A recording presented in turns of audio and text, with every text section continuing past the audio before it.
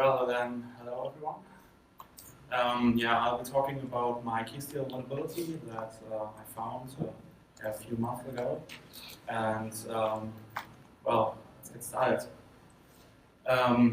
First about me. Yeah, I'm Linus. And I'm an independent security researcher from Germany. My main focus is iOS and macOS, and I'm also currently studying CS at the University of Koblenz. And you can find my website on the slide. And yeah, my explorers will be found on my website and also on GitHub. So what am I going to do? What am I going to talk about today? First of all, just shortly, what is the keychain? And yeah, basically, how can you access it? And afterwards, I will be talking about the internals. That means yeah, I'll show you how everything works behind the scenes. And yeah, then my exploit and how I will fix it, and then a small demonstration. Let's talk about the keychain. Well, first of all, what is the keychain? Yeah, the keychain is the central place to put all your passwords, certificates, yeah, keys, whatever you want. And basically, there are two keychains that are important. There's a login keychain. Each user has a login keychain. Yeah, personal keychain, where you put all your personal passwords. And there's also a system keychain that is used in the system. And additionally, you might know that there's also an iCloud keychain. I will not focus on this in this talk because it works completely differently. The login keychain. Well, I've put a photo of keychain access there, just so you know what it looks like. And yeah, as I said, you put all your personal passwords, your personal keys, everything you want to be encrypted without other users being able to access them, put them on the login keychain.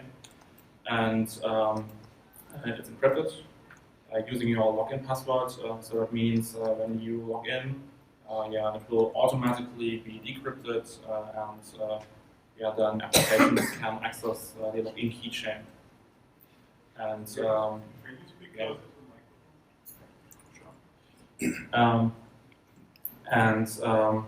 Yeah, what uses the keychain? Basically, there are quite a lot of Apple services like iCloud.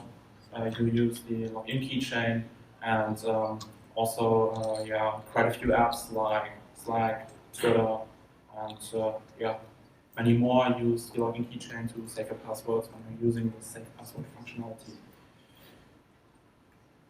System keychain.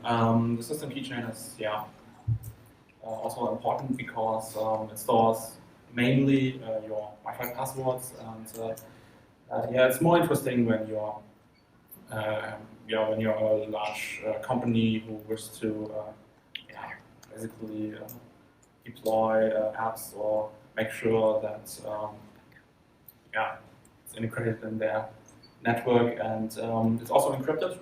But of course, it cannot be encrypted using a user password, because in that case you would need to encrypt the encryption key with the user password, and you just can't do that because of this. It's stored in the file system. Key is only readable by root, and yeah, you can, as a normal user, you can check what's inside system keychain, but you won't be able to see the actual passwords. All right. Some advantages and disadvantages about a keychain. Well, the keychain usually is a simple and safe way to store all the passwords, unless you come next one. And yeah, you can also use it to share credentials with other apps. Problems about it is, of course, it's a single point of failure. If you lose your login password and have everything saved in a login keychain, then yeah, you just won't be able to get your passwords again.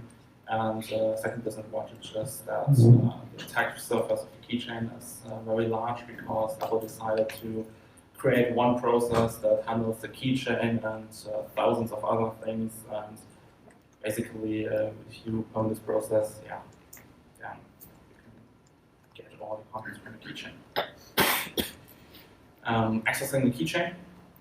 I just show a quick example of that, but before I do that, first of all, I'm talking about keychain items. What is that? Basically, everything inside your keychain is a keychain item, and there are multiple classes of items, internet passwords, keys, certificates, stuff like that. And yeah, each item has attributes, and these attributes can be usernames or URL or whatever you want. And also, if you use the keychain and know about secure nodes, then I have to tell you that secure nodes are not a class, but they are just a generic password. And yeah, the keychain access program just sets one of the attributes to secure node, so it knows it's not a normal password but a secure node. Well, small example how you can access the keychain. Basically, you should focus on this. It's actually pretty easy. You just have to create a dictionary with your query, and you have to put in there the class. So the system knows which class you're looking of items, and a limit. Usually you can just put no limit in there, just say, okay, I want everything. And you don't have to tell the system if you want to get the attributes of the items, or if you want to get the actual data, which is encrypted. And if you get the actual data, then there might be a prompt for the user to allow that. Yeah, additionally, you can just put other attributes in there you wish to search for. And you pass this dictionary to a function called matching, and yeah, it returns you an array of dictionaries. And each dictionary is just the keychain item. That's basically this part down there. Right, then let's go to keychain internals. How the keychain works behind the scenes. Basically, there's one process called security, and it's responsible for the keychain, and it has the encryption keys, and it's doing the access control. I'll tell you a bit more about access control later. And yeah, then we've got a security framework, which is implementing those high-level APIs. Yeah, this sec item prevention API, for example, is implemented by a security framework. And yeah, there's also a low-level API, and there's MIG, the market interface generator, and basically you can use MIG for remote procedure calling. And yeah, those high-level APIs then use low-level APIs to actually communicate with the security team. Interesting part is how does this communication work? And this communication works through MAC ports. And yeah, MAC ports, for those of you who don't know, they're just message queues implemented in the core, and they work like a mailbox. That means you've got one process that basically owns the port and is able to read messages from this port, and they have many processes that are allowed to send to this port, and yeah, each of these processes holds a send right. And each port also has a name, and this name is basically just an integer, and it's not unique on the system, so it's unlike a normal TCP/IP port. And yeah, these names are just unique for each process. That means if I've got two processes, A and B, then process A may have port 1, 2, 3, 4, 5, and process B may have port 1, 2, 3, 7, and they could still reference to the same port internally. And what's also important about these ports is when I create a new port, then other processes won't know about it. So I first have to tell other processes about my port. There's also a special kind of MAC ports, MAC task ports. And yeah, each process has one of these Mac task pods, and allows you to modify the process, like reading, writing, creating new pages, setting permissions, whatever you want. And you can also use it to identify a process. We'll need that later, because security B will use it to identify other processes. And yeah, once your process dies because you exited for whatever reason, then this Mac task pod will also be deleted. Mac messages. Of course, you need to send messages to these ports. And these messages are just some structured data. You've got a header and a body. And the header contains basic information like the port you wish to send the message to, and you can also put a reply port in there to basically tell the recipient where to send a reply to. And of course, you need to put a size in there. You can also put a message ID in there, so the recipient knows what kind of message this is. And then there's also a body, and this is basically the body has two parts. One part is passed by the comma. We can disable this part, putting some flags in the header. And this kernel process part may contain other Mac ports you wish to send to other processes, or it can also contain some memory, file descriptors, quite a few things. And the rest of the body is just whatever you want. And yeah, you can just use a function called message to send this message to the port, and then will be queued in the kernel. Of course, unless there's when the queue is already full, the port's queue is full, then the message cannot be queued. So you need to wait until you get. As a quick example, well, if you would be Twitter and you would like to,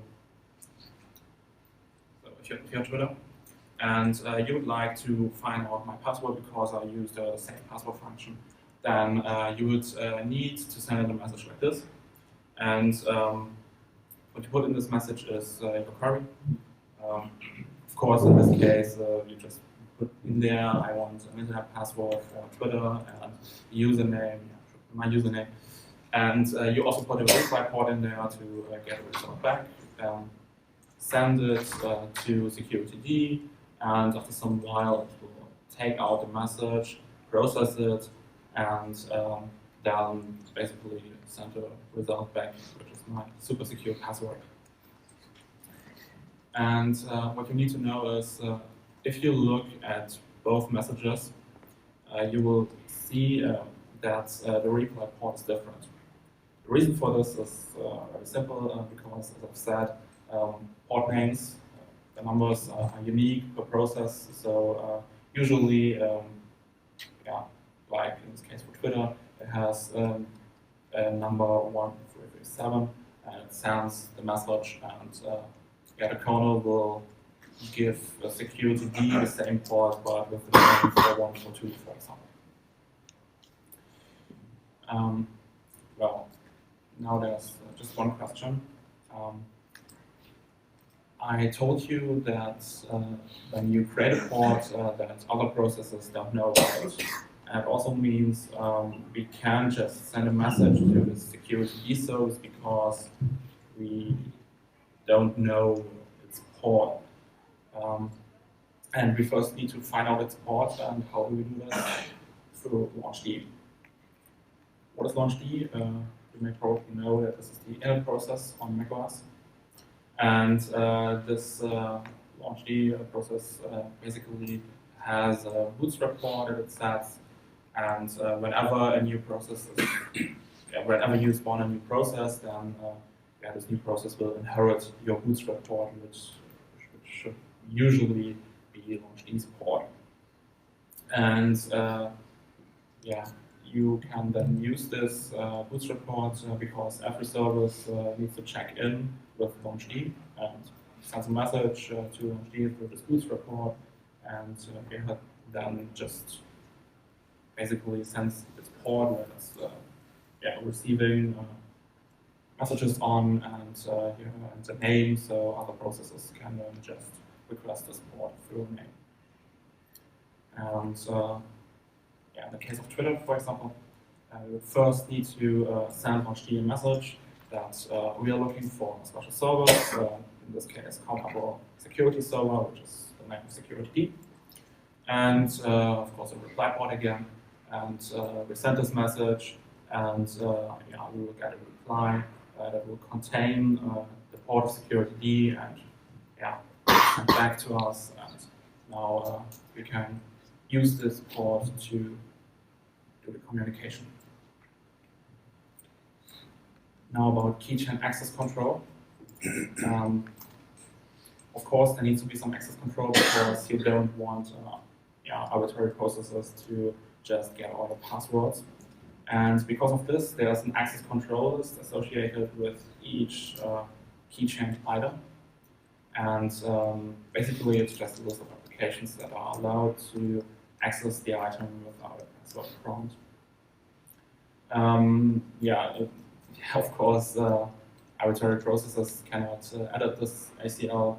Only the user is allowed to do so, or applications that are already in this list. Now the question is, how is it enforced? And that's actually pretty simple. Before you're allowed to do anything in security D, before you're allowed to send any requests for a keychain, you first need to create a session. And when creating a session, you send your special task port, and security D will then use this task port to get your code signature and basically determine later if you're allowed to access an item. And what you do is, first of all, you would need to send a create session request, and you would need to put a task port in there, and also a reply port to get a result back.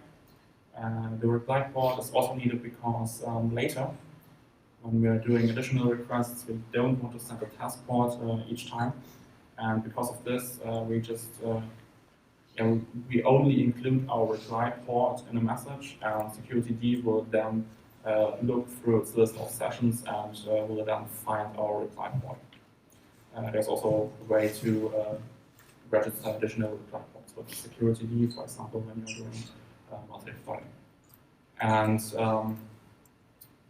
what you do is you send this message, and security D will then create a session and send OK back, and afterwards you can just do the access.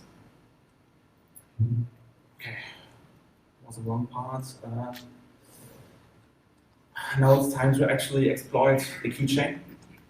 And first of all, I just want to tell you how I found the bug. And I needed a sandbox escape because last year I created a WebKit exploit, some of you may know. And I just thought that having a sandbox escape would be very cool.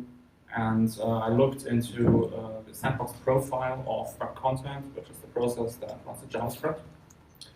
And it's allowed to access COM Apple security server, so the servers. And just because of the name, because it contains security, I just thought I have to look into that. And didn't find a sandbox escape, but without a bug, I wouldn't be here. And what I did was I looked through the documentation, and I found this article about hosting guest code.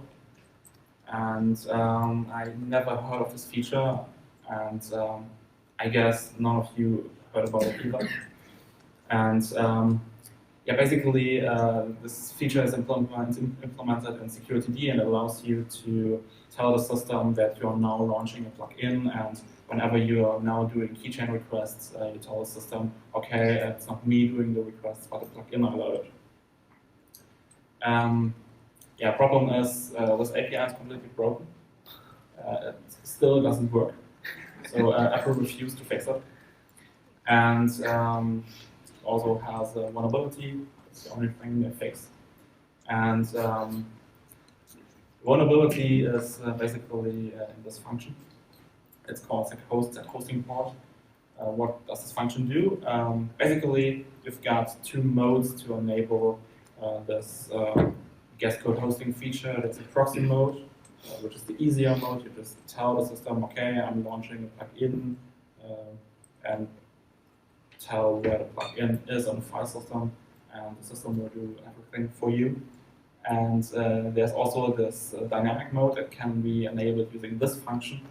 And yeah, you need to pass a MAC port to, which will then be used by security. And basically, when you process does keychain requests or needs its code signature validated or things like that, then security D will send a message to the port you registered, and you don't have to send a reply back.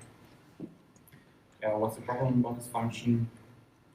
Well, it looks like this, and yeah, this is not.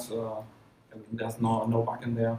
It's just checking if you're already in dynamic or proxy mode, and refuses to set a port if you're in one of these modes. But if you're currently in no mode, then it will just register the port in your sessions. Yeah, looks correct, is correct.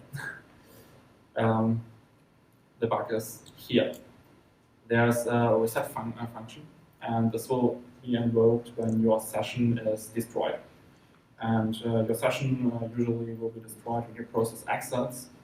And what it basically does is it checks in which mode you are. And if you're in dynamic mode, then it calls destroy on the port you passed. What's the problem with that? It's calling mark port destroy on the port you passed. And what this means is you can just send a random port to security D. And when you send it a port it already knows about, then it will not get an additional port, but it just will get a new reference on that port. Problem is that when you use mark port destroy, then the reference count will be set to 0. And what they should have done is they should have used mark port deallocate, which will just drop the additional reference it got. And when all these references get destroyed, then you basically have a use of the free in there, not with memory, but with mark ports. And you just have some parts of security D will then think this port still exists, and we'll try to use it, but of course it just won't work. And you can also then replace this port. So what's the attack plan? Yeah, of course we can now free and out a port in security D, but what can we do with that? We just need to go back to the security sessions, and I told you that to create a session you have to send a task port. And when you send your task port, this session will be tied to this task port. And what you can do now is you can spawn a process which just creates a session and then use a bug to free the task port. And now you've got a session that just has a dangling task port, and you can not access it anymore. And it doesn't sound too useful, but it actually is. And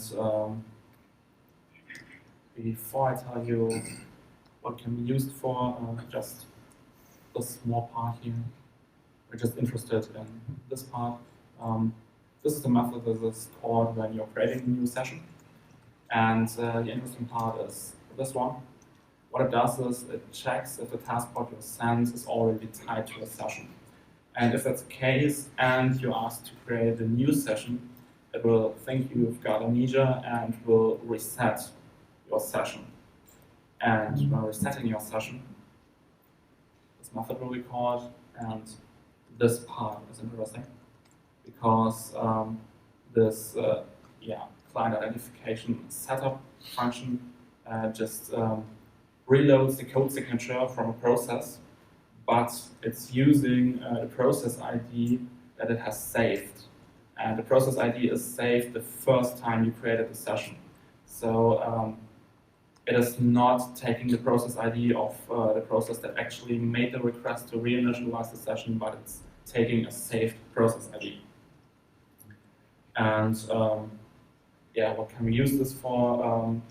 Basically, if we can create the passport of the session and then somehow reinitialize it and make sure that the process ID number of our process that originally created the session is now the ID of an Apple process that has a special entitlement called com upload private security allow migration, then we'll be able to access the keychain without any password prompt, because there's this function that checks the SL, and it has this if, and it checks if your process is signed by Apple, and it has this special creator entitlement, and basically when it's the case, it returns true. And also this comment is from Apple, it's not from me. They already tell you if you pass this check, then you automatically win, and there will be no prompt. Just need to find a process that has this entitlement. We can use the entitlements database, and we get a list of processes that has these entitlements, and we just choose one of them, like the internet content creator. And if we do all these things, then we'll be able to access the keychain without a password prompt. Now there's just one last problem. The problem is that when we freak the session, we don't have access to it anymore. And what we need to do is we somehow need to replace this task port of the session. And we can do that by sending a huge number of ports. And eventually one of them will get the same number as our task port had, because the kernel just has a list of used ports and it just likes to reuse port names. All right, I've got a huge attack plan now, and I will walk you step for step through it. And we'll start with this, with security D and our KeySteal process. And the first thing we need is a helper process. Okay. Now we need this helper process to create a session with security D first. And to do that, it needs its task port. It can just ask the kernel for its task port, and it needs to create a new connection port that will be used for security D to send replies. And what we do is we just send a message with our task port and our connection port. And I will not put the port numbers there because they are not really interesting. And what security D now does is it creates the session, it creates sessions, and it puts your task port in there and creates a new session where this connection port will be put in. And afterwards, we'll get a reply. Okay, it worked. What we now want to do is free this task port. And to do this, we need, again, a new process, which also has a task port and just creates a connection port. And what we do now is we send the task port of the helper process to our trigger process.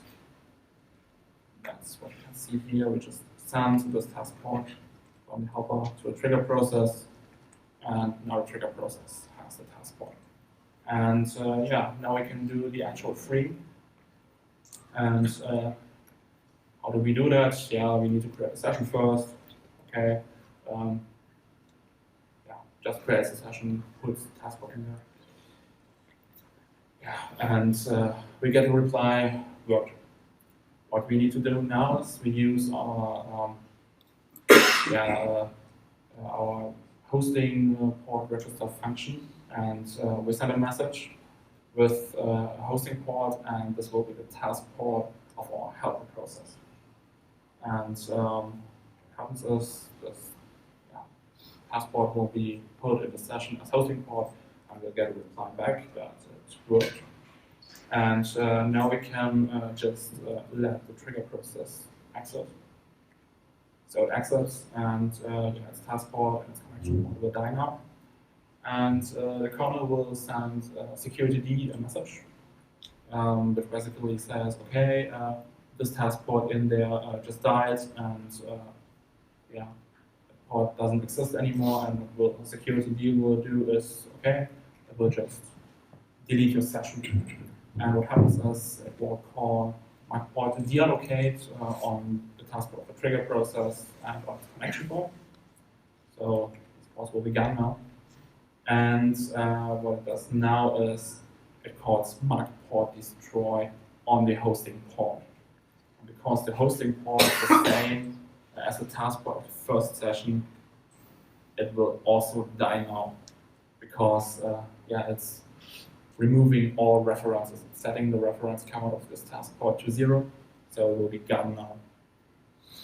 After the process died, it will look like this, and our task port just doesn't exist anymore. There's now a session that is tied to a non-existing task port, and this session will never die because yeah, security D will never know that yeah, that the associated task port died because there's no associated task port.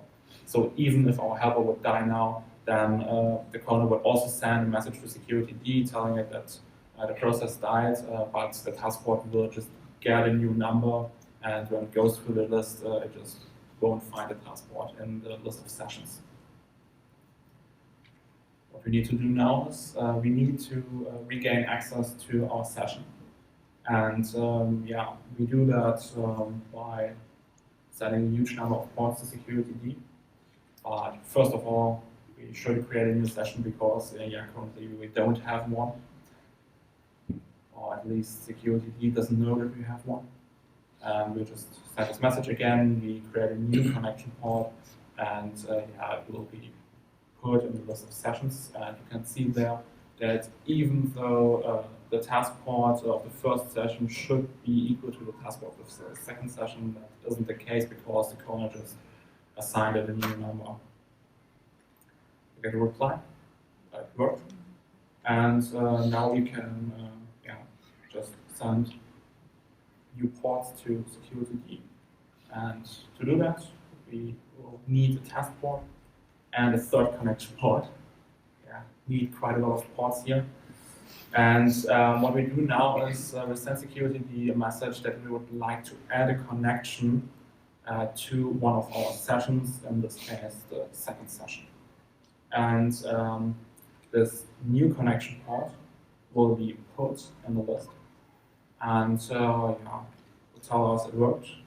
And now we can just ask security D to create another connection, but this time we use our third connection port as a task port, and we use our task port to, yeah, just to test if things worked. In this case, we will get a reply that it doesn't know the task port because, yeah, if you look there, our connection port just isn't a task port.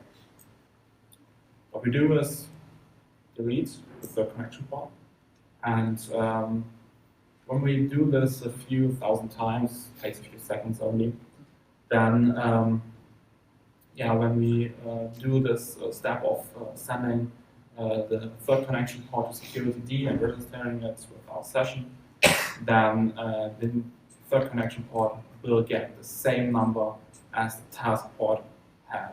So as you can see, this port and this one, they are now the same, because the kernel assigned them the same number. And so yeah, we get a reply. And of course, we first need to find out if things worked, and we do this step again, and this time our task port will be registered with the first session because security D now thinks that our third connection port is about a task port. And we get a reply back that everything worked. And yeah, now we know that it's quite succeeded. Yeah, what we need to do now is we need to send this third connection port, the fake task port, to our main KeySteal process. Do just like this. And what we need to do is we need to send a receive right. The reason is simple. Our helper process will soon die, and we need to make sure that our fake task port won't die as well. And yeah, you can do that by sending the receive right somewhere else. Now, what we need to do is our helper process now needs to access the internet account creator. And yeah, now I've just written the process ID numbers to the session and to the helper process. And right now, the process ID 1337 is the one of the KeySteal helper. But if we do an exec now, then first of all, there are quite a few ports that will die because the helper process basically dies in this process. And then the internet account creator will be there, and it will have exactly the same process ID because we used exec and not fork. And yeah, just additionally, I will rename this connection port to the fake task port now. And what we can do now is use our fake task port to reinitialize the session. And we just do that by asking security D to create a new session, and security D will see that the session already exists and will reinitialize it. And by reinitializing the session, it will use the saved process ID to get the entitlements and code signature and other things.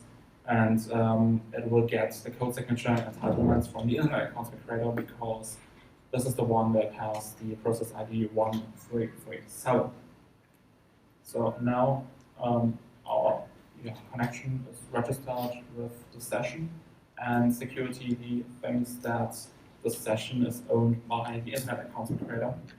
And we get a reply back that it worked, and now we basically won because we can use this session now to just ask a security D to give us whatever passwords we want, and there won't be a password prompt because it thinks we are the internet account creator, which is allowed to access the keychain without a password prompt. So we won now. Before the short demo, I'll just show you how Apple fixed the bug. First of all, what Apple tells you. They tell you that they fixed the use after free issue with improved memory management. I really like to see that improved memory management because I didn't talk about memory at all, so it's not a memory bug. But okay, if they think it's one, I don't care. And what they did is, or let's rather say what I think they did is, because you're not allowed to do something. So I didn't do that, but just asked an Oracle what they did. And it looks like they replaced the smart port destroy with deallocate, which is correct. So you won't be able to free the port. And it also looks like they changed this setup function. So when you now reinitialize the session, it will not only use the process ID that it saved, but it will also use a generation number. And the generation number is just a 32-bit number that is incremented each time you do a fork or an exec. And basically you would need to exec 4 billion times to be able to pull out this attack again if you find a bug like I did. So even if you could find a bug to free a port, then you just couldn't exploit this anymore. All right, now the demonstration.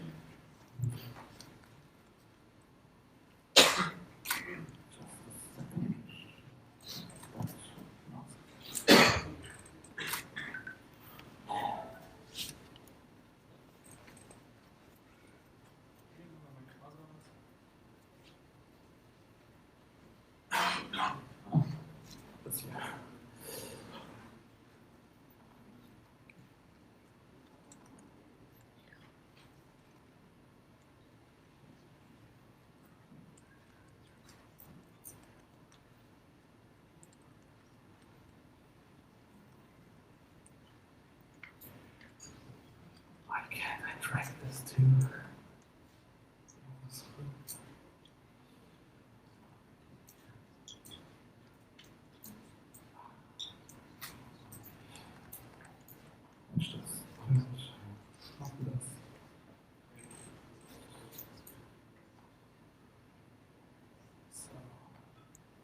Run this. Basically, I'm just showing you that I'm not an administrator and that I'm running macOS Mojave 10.14.3. And what I do now is create a new item, a keychain using keychain access, a demo item, and just put a random password in there. And see the password there. And now I'll run my KeySteal daemon because I decided to make this a daemon so other processors can just request the session, and it takes a few seconds, and then the exploit succeeds. And now we can use just stop it for a second. What you can do now is there's a program called security that you can use to dump the keychain, but usually it would cause a password prompt to appear. But I injected a small library in this security program, and now when it does any requests to the keychain, these requests will be modified to include our fake taskbar. And what happens is that it will just run and will put out, basically show you all the information. And as you saw, there was no prompt, nothing. And I can just look through it and we will find a demo item in there. And we'll find the data there. And the data is the password. And if you just look in there again, for keychain access, there will be a keychain prompt, and you'll see both passwords are the same. And I can also show you that I can read the system keychain even though I'm not an administrator. Just open it up. I've got my demo Wi-Fi in there, and just look through the dump security tool, and we've got demo Wi-Fi and my super secure password. And let's just check that the password is correct. There will be two prompts because it's a system keychain, and for some reason there will always be two prompts. And awesome.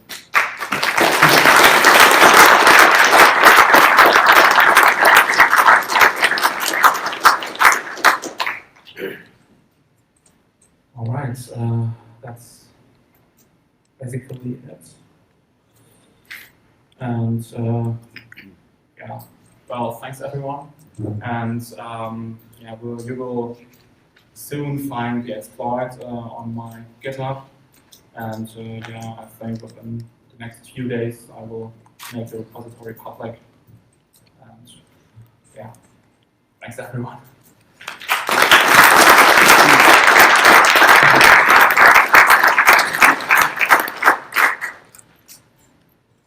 Are there any questions?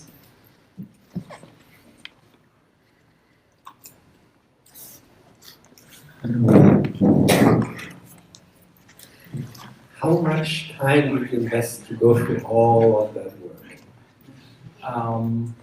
Actually, it didn't take me that long because I already knew about microphone replacement attacks, so most of the steps were very easy for me. And to be honest, finding this vulnerability wasn't too hard because I've sometime read about this guest code hosting article, and I noticed that it doesn't work, but I didn't look into that, and now I just thought, okay, let's look into that, and So a week or weeks or maybe 2 weeks. okay, that's a decent amount of work. Thank you.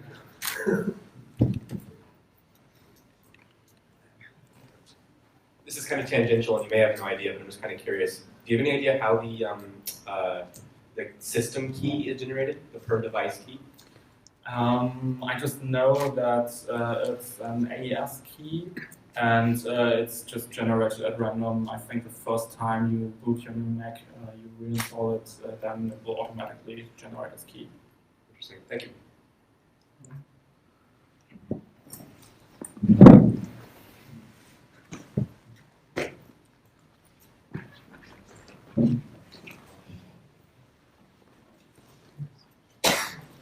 So when you brute force the task, why is that not like a vulnerability in and of itself?